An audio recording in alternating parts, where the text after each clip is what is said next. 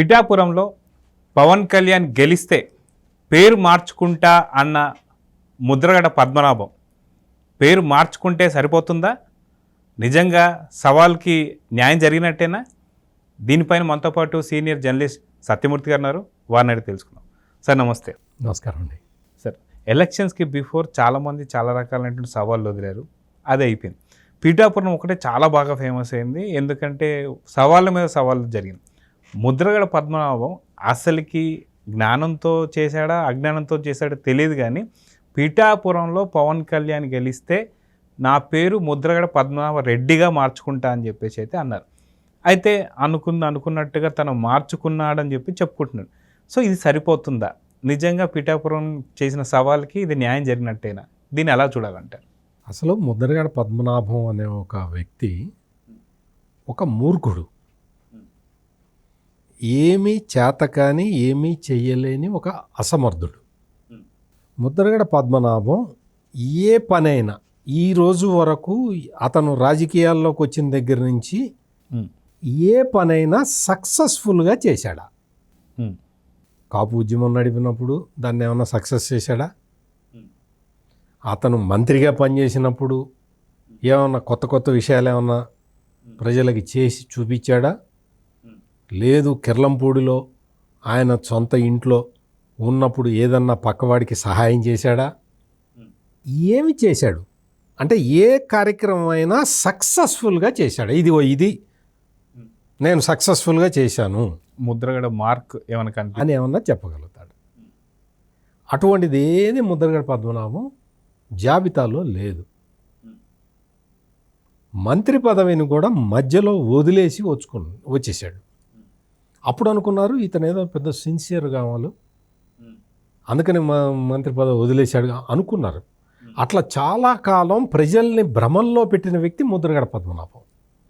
చివరికి అతని పాపం పండి పిఠాపురంలోకి వచ్చి పిఠాపురంలో ముద్రగడ పద్మనాభం అసలు ఛాలెంజ్ చేయాల్సిన అవసరమే లేదు.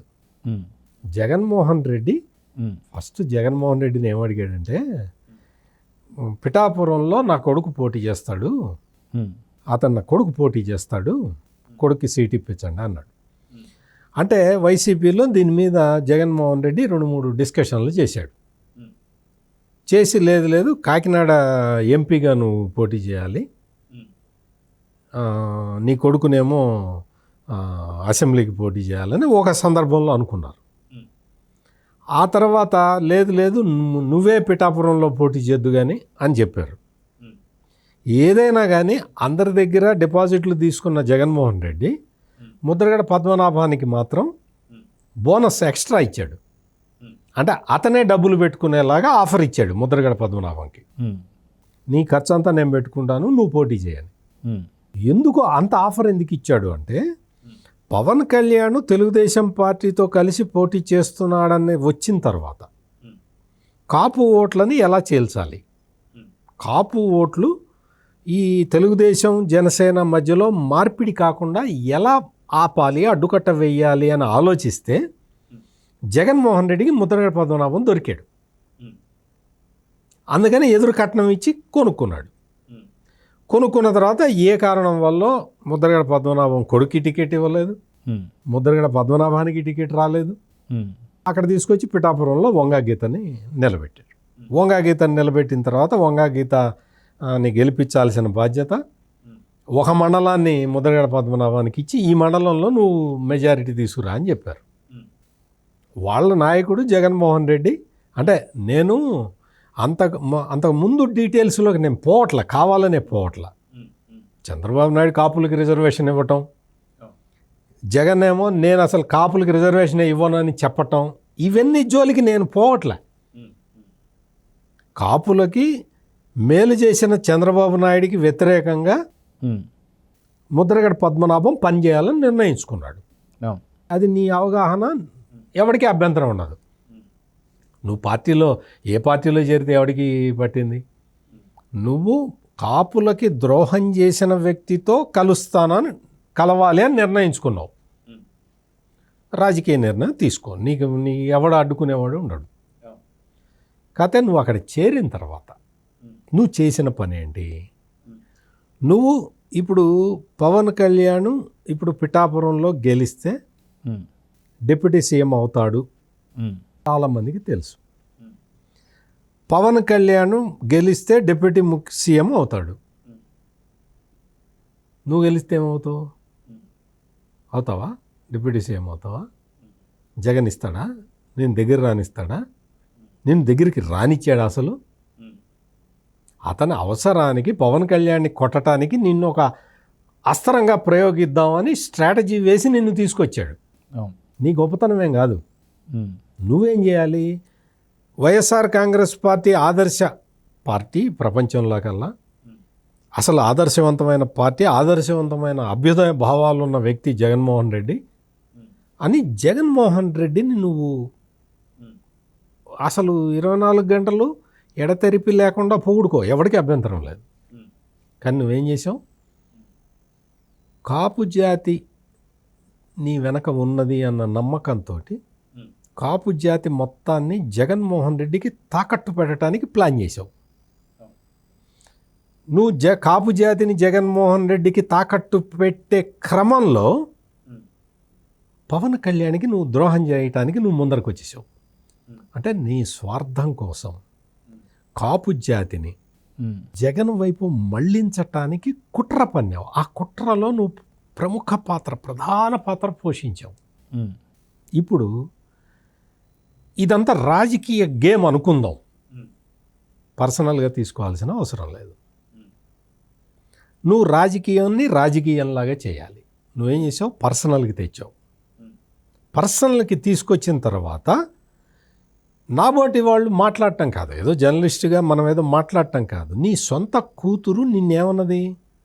తప్పు చేస్తున్నావు, పవన్ కళ్యాణ్ని గెలిపించాల్సిన అవసరం ఉన్నది, పవన్ కళ్యాణ్ని గెలిపించాలి, నువ్వు తప్పు మాట్లాడుతున్నావు నాన్న అని చెప్పి నీ కూతురు క్రాంతి వచ్చి పబ్లిక్లో వచ్చి చెప్పింది. అప్పుడు నువ్వేం చెప్పావు? నా కూతురు కాదు, ఇది ప్రాపర్టీ, అసలు నా ప్రాపర్టీ కాదు, నేను వాడికి ఎవడికో ఇచ్చి పెళ్లి చేశాను, వాడి ప్రాపర్టీ అన్నావు. అంత నీచమైన కామెంటు ఏ తండ్రి కూడా చేయడు. అటువంటి నీచమైన కామెంట్ నువ్వు చేసావు. చేసిన తర్వాత ఆ అమ్మాయికి మనసుకి చాలా కష్టం వేసి భర్తను తీసుకొని వెళ్ళి పవన్ కళ్యాణ్ దగ్గరికి వెళ్ళింది. అన్న నేను నీ పార్టీలో చేరతాను అని చెప్తే పవన్ కళ్యాణ్ ఏమన్నాడంటే, వద్దమ్మా, తండ్రికి కూతురికి మధ్య నేను తగాదా పెట్టానన్న చెడ్డ పేరు నాకు వస్తుంది, వద్దు తల్లి, నువ్వు నా పార్టీలో చేరద్దు, అవసరం నా ఆశీస్సులు ఎప్పుడు నీకుంటాయి, నువ్వు పార్టీలో చేరద్దమ్మా, రేపొద్దు నేను గెలిచిన తర్వాత నేను తప్పకుండా నీకు నీ తండ్రికి ఏమన్నా భేదాభిప్రాయాలు ఉంటే నేను వచ్చి క్షమాపణ చెప్తానమ్మా నీ తండ్రికి, తండ్రి కూతుళ్ళు దయచేసి విడిపోమాకండమ్మా అని చెప్పాడు Pawan Kalyan. Pawan Kalyan is a leader more than, అసలు ఆ లీడర్షిప్ క్వాలిటీ అనడం కన్నా ఒక మానవత్వం ఉన్న మనిషి. అందుకనే అంత మాట చెప్పగలిగాడు. ఇంకొక రాజకీయ నాయకుడు అయితే పవన్ కళ్యాణ్ కూతురు అట్లా వచ్చేస్తే ఇమీడియట్గా కణవా గప్పి పార్టీలో చేర్చుకునేవాడు. కానీ పవన్ కళ్యాణ్ ఆ పని చేయలేదు, నువ్వు వద్దమ్మా అని చెప్పాడు. ఇంత జరుగుతుంటే నువ్వు వయసు వచ్చింది, బుద్ధి రావద్దా? కూతుర్ని నువ్వు దూరం చేసుకున్నావు, కూతుర్ని దూరం చేసుకున్నావు, కాపుల్ని దూరం చేసుకున్నావు. చివరికి ఏం చెప్పావు? పవన్ కళ్యాణ్ గెలిస్తే నా పేరు మార్చుకుంటాను. నువ్వెవడివి అసలు? What are you? నువ్వు మొత్తం జగన్మోహన్ రెడ్డికి మొత్తం తిప్పి కొడితే 11 సీట్లు రాలా, వాషౌట్ అయిపోయింది మొత్తం. నీ పార్టీను, నువ్వు, నీ లీడరు, నీ పార్టీ మొత్తం వాషౌట్ అయిపోయింది. నువ్వు ఒక రాజకీయ నాయకుడిగా ఆ మాత్రం అంచనా వేసుకోలేవా? నువ్వు వచ్చి ఏం చెబుతావు? పేరు మార్చుకుంటానన్నావు. అతను పేరు మార్చుకుంటానన్నా కానీ నీకు పవన్ కళ్యాణ్ కానీ మరి ఏ కాపు నాయకుడు కానీ అతన్నేమి పేరు మార్చుకో, నువ్వు గెలిస్తే నువ్వు పేరు మార్చుకోవాలని అడగలేదు, ఎవరు అడగలేదు. అంత నీచంగా ఎవరు ప్రవర్తించరు, అసలు అవసరం లేదు. అతను నీచంగా ముద్రగడ పద్మనాభం నీచమైన కామెంట్లు చేశాడని మిగిలిన వ్యక్తులు ఎవరు కూడా అంత నీచంగా మాట్లాడరు. అవును. కానీ ఏం చేశాడు, వెళ్ళి ముద్రగడ పద్మనాభ రెడ్డి అని మార్చుకున్నాడు, పేరు మార్చుకున్నాడు. నువ్వు పద్మనాభ రెడ్డి అని మార్చుకున్నావు, ముద్రగడ అన్న పేరు ఎందుకు పెట్టుకున్నావు? ఇంటి పేరు ఎందుకు? నీకు ఇంటి పేరు కాపులకి సంబంధించింది, నువ్వు రెడ్డివి కదా. ఇమ్మీడియట్గా నీ ఇంటి పేరు మార్చుకో. నీ ఇంటి పేరు వైఎస్ పద్మనాభ రెడ్డి అని పెట్టుకోవాలి. ఇది ఏ రాజకీయ నాయకుడు అడగట్లా, నేను అడుగుతున్నా. నీ పేరు చివరి రెడ్డి తగిలించుకోవటం కాదు. నువ్వు కాపు కులస్తుడిగా నీ ఇంటి పేరు ముద్రగడ, నీ ఇంటి పేరు తీసేసుకో. ఇంటి పేరు ఉండటానికి వీల్లేదు. ముద్రగడ వీర రాఘవరావు కొడుకు ముద్రగడ పద్మనాభ రెడ్డి ఎట్లా అవుతాడు? ముద్రగడ వీర రాఘవరావు, ఆయన కొడుకు రెడ్డి అవుతాడు. రెడ్డి ఎట్లా అవుతాడు? అంటే నీ తండ్రిని, నీ కూతుర్ని అవమానించావు, నీ తండ్రిని అవమానించావు. నువ్వు ఒక తలకాయ లేని ఒక సవాల్ చేసి ఆ సవాల్ని ఎవడు స్వీకరించకపోయినా సరే నీ పేరు నువ్వు మార్చుకొని నీ తండ్రి, ఎవరైనా సరే తండ్రి నుంచి కదా వచ్చేది. ముద్రగడ వీర రాఘవరావు నుంచి వచ్చిన నువ్వు ముద్రగడ వీర రాఘవరావుకి నువ్వు ద్రోహం చేసావు ఈ రోజున. నీ తుచ్చమైన రాజకీయం కోసం, నీ జగన్ మెప్పు పొందటం కోసం, నీ జగన్ నిన్ను శబాష్ అనాలనే ఉద్దేశంతో పవన్ కళ్యాణ్ ఎట్లన్నా ఓడిస్తాను, ఓడించకపోతే నా పేరు మార్చుకుంటానని ఒక తుచ్చమైన ప్రగల్భాలు బలికి ఈ రోజున నువ్వు పేరు మార్చుకున్నావు, ముద్రగడ పద్మనాభ రెడ్డి అని నువ్వు మార్చుకున్నావంటే ముద్రగడ ఇంటి పేరు మార్చుకో. వీర రాఘవరావు కొడుక్కి పద్మనాభ రెడ్డి అని పెట్టుకునే అర్హత లేదు. అందువల్ల అంటే ఎందుకు చెప్తున్నానంటే, మనం రాజకీయాల్లో ఉన్నప్పుడు హుందాగా ఉండాలి. నువ్వు ఒక జాతి ఉద్ధరణ కోసం పోరాటం చేసిన ఒక త్యాగమూర్తిలాగా నువ్వు ఇంతకాలం బిల్డప్ ఇచ్చావు కదా సొసైటీలో. నువ్వు ఏ రోజైతే ఆ కాకినాడ మా ఓడిపోయిన ఎమ్మెల్యే ఉన్నాడు ద్వారంపూడి చంద్రశేఖర్ రెడ్డి, ఆ ద్వారంపూడి చంద్రశేఖర్ రెడ్డి ఉప్మాకి డబ్బులు ఇచ్చాడు, కాఫీకి డబ్బులు ఇచ్చాడని చెప్పినప్పుడే కాపు జాతి మొత్తం నిన్ను అసహించుకుంది. ఈ రోజున నువ్వు పేరు మార్చుకో. ఎవడు స్వీకరించకపోయినా నీ సవాల్ని ఎవడు స్వీకరించలే. వీధిని పోయే కుక్క కూడా పట్టించుకోలే నువ్వు చేసిన సవాల్ని. ఇక్కడ ఇంకొక చిన్న విషయం ఏంటంటే, ఏదైతే ఈయన సామాజిక వర్గాన్ని కాపు నుంచి రెడ్డి కింద మార్చుకుంటున్నా అని చెప్పేసి అన్న తర్వాత రెడ్డి సామాజిక వర్గం కూడా ఇంకో కామెంట్స్ చేసింది, రెడ్డిగా మేము యాక్సెప్ట్ చేయం నిన్ను అని చెప్పి. అంటే ఇప్పుడు రెడ్డి కాదు, అటు కాపు కాదు, అసలుకి కుటుంబం కూడా లేదు. అసలుకి పద్మనాభం పరిస్థితి ఏంది అంటే ఏమంటారు? ఏముంది, జీరో. ఇప్పుడు రెడ్డి రెడ్డి మీ నాన్న పేరు ఏంది? మా నాన్న పేరు వీర రాఘవరావు. మరి మీ నాన్న పేరు వీర రాఘవరావు అయితే నువ్వు రెడ్డి పెట్టయ్యవరా అని అడగరు. అందుకని రెడ్లు కూడా ఒప్పుకోరు. రెడ్లు అంటే జగన్మోహన్ రెడ్డికి సంబంధించిన రెడ్లు కాదు, మామూలుగా ఉండే రెడ్లు ఉంటారు కదా, వాళ్ళు కూడా ఒప్పుకోరు. ఇప్పుడు పద్మనాభ రెడ్డి అంటే ఏంటి అంటే నువ్వేం ఆశిస్తున్నావు? నువ్వు రెడ్డి అని పేరు మార్చుకున్నంత మాత్రం నువ్వు రెడ్డి అయిపోతావు. నిన్ను రెడ్లు యాక్సెప్ట్ చేస్తారా?